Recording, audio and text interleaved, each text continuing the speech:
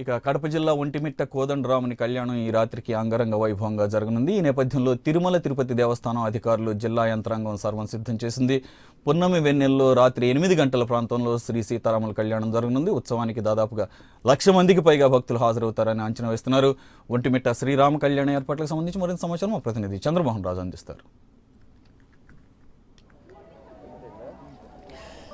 ఆంధ్ర భద్రాద్రిగా దక్షిణాది అయోధ్యగా పిలువబడే ఒంటిమిట్ట ఏకశిలా నగరి శ్రీరామచంద్రుని కళ్యాణోత్సవం ఈరోజు అంగరంగ వైభవంగా జరగనుంది. రాత్రి పండు వెన్నెల్లో శ్రీరాముడు సీతా మహాలక్ష్మి కళ్యాణాన్ని అంగరంగ వైభవంగా నిర్వహించడానికి తిరుమల తిరుపతి దేవస్థానం అధికారులతో పాటు జిల్లా యంత్రాంగం కూడా పెద్ద ఎత్తున ఏర్పాట్లు చేసింది. ఈ ఉత్సవానికి దాదాపుగా 1,00,000 మందికి పైగా జనాలు వస్తున్నట్లు సమాచారం. దీంతో పాటు దాదాపు 2,000 మంది పైగా పోలీసులు భారీ బందోబస్తు ఏర్పాటు చేశారు. ఇప్పటికే ఈ ఆలయంతో పాటు ఆ కళ్యాణ వేదిక వద్ద కూడా పెద్ద ఎత్తున అలంకరణలతో పాటు ప్రత్యేక ఏర్పాట్లు చేయడం కూడా జరిగింది. దాదాపు కర్ణాటక, తమిళనాడు ప్రాంతాల నుంచి 10 టన్నుల పువ్వులను తీసుకొచ్చి వివిధ అలంకరణలను చేయడం జరిగింది. దీంతో ఇక్కడంతా కూడా ఒక భూతల స్వర్గంలాగా మారిపోయింది. ఇక్కడ మనం చూస్తున్నాం. ఇక్కడ చూస్తే ఇక్కడ ఒంటిమిట్ట ఏకశిలా నగరంలో ఈ ఉత్సవాలు తిలకించడానికి వివిధ ప్రాంతాల నుంచి కూడా పెద్ద ఎత్తున భక్తులు వచ్చారు. ఈ గత 11వ తేదీ నుంచి జరుగుతున్న ఉత్సవాలలో భాగంగా ధ్వజారోహణతో ప్రారంభమైన ఈ ఉత్సవాలు ఈరోజు రాత్రి జరిగే కళ్యాణోత్సవంతో ఈరోజు పతాక స్థాయికి చేరుకొని ఉన్నాయి. ఇక్కడికి భారీ సంఖ్యలో అన్ని ప్రాంతాల నుంచి కూడా వివిధ జిల్లాల నుంచే కాకుండా వివిధ రాష్ట్రాల నుంచి కూడా పెద్ద ఎత్తున భక్తులు వచ్చారు. ఇక్కడ చూస్తున్నాం మనము ఒంటిమిట్ట ఆలయం పరిసర ప్రాంతాలన్నీ కూడా భక్తులతో కిటకిటలాడుతున్నాయి. ఈ నేపథ్యంలో ఇక్కడికి రాజకీయ ప్రముఖులతో పాటు తిరుపతి దేవస్థానానికి సంబంధించిన ప్రధాన అర్చకులు, అలాగే ఈ ప్రాంతానికి సంబంధించిన అర్చకులు ఈ కళ్యాణ క్రతువును నిర్వహించడానికి అత్యంత పవిత్రంగా ఇక్కడికి చేరుకొని ఈ కార్యక్రమాలను నిర్వహిస్తున్నారు. ఇక్కడికి అలాగే వివిధ ప్రాంతాల నుంచి వచ్చే భక్తులతో పాటు విఐపీలు కూడా అధికంగా ఉన్నారు. ఈరోజు ముఖ్యమంత్రి చంద్రబాబు నాయుడు ఇక్కడికి వచ్చి స్వామివారికి ముత్యాల తలంబ్రాలతో పాటు పట్టు వస్త్రాలను కూడా సమర్పించబోతున్నాడు.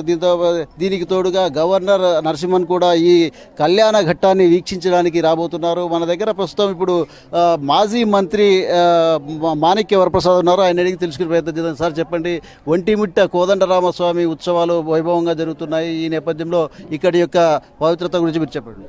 ఈరోజు ఒంటిమిట్ట కోదండరామస్వామి దేవాలయానికి నేను, నా మిత్ర బృందము, స్నేహితులు, బంధువులు అంతా కలిసి వచ్చాము.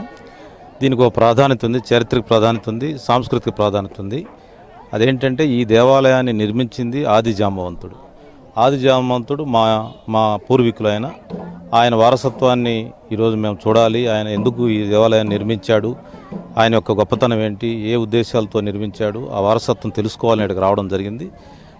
మరి ఆది జాంబవుడు నిర్మించాడు కాబట్టి ఆ జాంబవంతుని యొక్క కృషితో ఈ దేవాలయం నిర్మించబడింది. ఆ జాంబవంతు వంశీకులుగా మేము, ఆయన యొక్క వారసులుగా మేము అందరం వచ్చాము. ఈరోజు స్వామివారి కళ్యాణాన్ని చూడబోతా ఉన్నాం.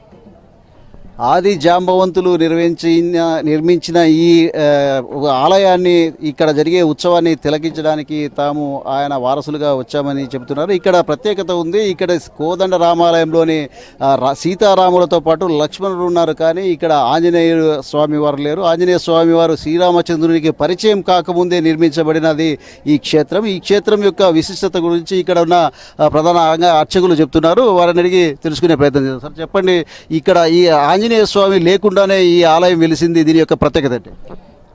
విశేషంగా దక్షిణ భారతదేశంలో చాలా అపురూపమైనటువంటి దేవస్థానం ఈ మన ఒంటిమిట్ట క్షేత్రం.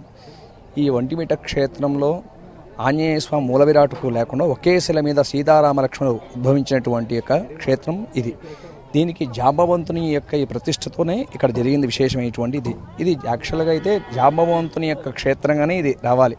కాకపోతే పూర్వం రామవంతుని యొక్క ఇక్కడ విగ్రహం లేకపోవడం వలన ఈ మధ్యకాలంలో డొక్కమాణిక్య వరప్రసాద్ గారు మన ప్రభుత్వం వారికి విన్నవించి ఇక్కడ 108 అడుగులతో జాంబవంతుని విగ్రహం ఏర్పాటు చేస్తే బాగుంటుందనేటువంటిది వారి ఆలోచన. భక్తుల యొక్క ఆలోచన కూడా అదే విధంగా ఉంది కాబట్టి దీని మీద చొరవ తీసుకోవాల్సినటువంటి ఇది అందరికీ కూడా ఉంది కాబట్టి, అలాగే ఈ సీతారామ యొక్క క్షేత్రాన్ని భారతదేశంలోనే అత్యంత వైభవేతంగా మన తిరుమల దేవస్థానం జరుపుతున్నారు. శాస్త్రోక్తంగాని ఇక్కడ జరిగేటువంటి భక్తులు ఎటువంటి ఆటంకం లేకుండా నిర్విఘ్నంగా నిరంతరం ఆ భక్తులకు స్వామివారి యొక్క దర్శన భాగ్యాన్ని తీర్థప్రసాదం కూడా అందజేస్తున్నారు. దీనికి సహకరించినటువంటి ప్రతి ఒక్కరికి కూడా ఆ భగవత్ అనుగ్రహం కలగాలని ప్రార్థన చేసుకుంటూ ఆ సీతారామచంద్ర స్వామి యొక్క అనుగ్రహంతో ఈ లోకక్షేమంతో అందరూ సుభిక్షం ఉండాలని మా ప్రార్థన అండి. ఇక్కడ ప్రధానంగా ఇక్కడ మరో విషయం చెప్పండి, ఇప్పుడు మీ వంశీకులకు సంబంధించిన ఇక్కడ ఏవైనా నిర్మాణాలు చేపట్టదలుచుకున్నారు? ఇక్కడ ఆది జాంబవంతుని దేవాలయంతో పాటు విగ్రహ ప్రతిష్ఠ చేయాలని మా ఉద్దేశం. దానికి సంబంధించిన ఏర్పాట్లు చేయడానికి దేవాదాయ శాఖతో సంప్రదింపులు జరుపుతూ ఉన్నాం. త్వరలో దాని కార్యక్రమాలు వేగంతో అందుకుంటాయి. ఇక్కడ ఆది జాంబవంతుని భారీ విగ్రహం, తర్వాత ఆయన దేవాలయం రెండు నిర్మించి ఈ స్థలానికి, ఈ యొక్క రామాలయానికి ఆది జాంబవంతు మా కులదైవమైనటువంటి ఆది జాంబవుని యొక్క ప్రాశస్త్యాన్ని, ఆయన గొప్పతనాన్ని ప్రపంచానికి తెలియజేస్తాం. ఇది మాకు సంబంధించిన, మా పూర్వీకులకు సంబంధించినటువంటి ఒక వారసత్వంగా దీన్ని మేము ప్రచారం చేస్తాం. ఆది జాంబవంతుని విగ్రహ ప్రతిష్ఠ చేయడంతో పాటు ఇక్కడ పూర్తి స్థాయిలో ఇక్కడ ఆయనకు సంబంధించిన చరిత్రను కూడా తెలిపే విధంగా తాము దేవాదాయ శాఖకు, తిరుమల తిరుపతి దేవస్థానం వారికి తెలియజేశామని చెప్పేసి కూడా మంత్రి చెప్తున్నారు. ఇక్కడ మొత్తం అంతా కూడా కళ్యాణాన్ని వీక్షించడానికి వచ్చే భక్తులందరికీ కూడా అన్ని రకాల సౌకర్యాలు చేశారు. గత ఏడాది వర్షంతో 4 చనిపోయారు షెడ్లు కూలి, అలాగే 54 మంది గాయపడడం జరిగింది. ఈసారి అటువంటి పరిస్థితి లేకుండా జర్మన్ టెక్నాలజీతో ఈ ఏర్పాట్లన్నీ చేశారు. షెడ్లతో పాటు అన్ని కూడా ఏర్పాటు చేశారు. ఇది కొన్ని తాజా పరిస్థితి. Over to Vijayawada studio. Okay, thank you very much Raju. అది మొత్తానికి ఈ రోజు జరగనున్నటువంటి శ్రీరామ కళ్యాణానికి సంబంధించి, ఒంటిమిట్టలో జరగనున్నటువంటి కళ్యాణానికి సంబంధించిన ఏర్పాట్లు లైవ్లో చూసాం ఇప్పటివరకు.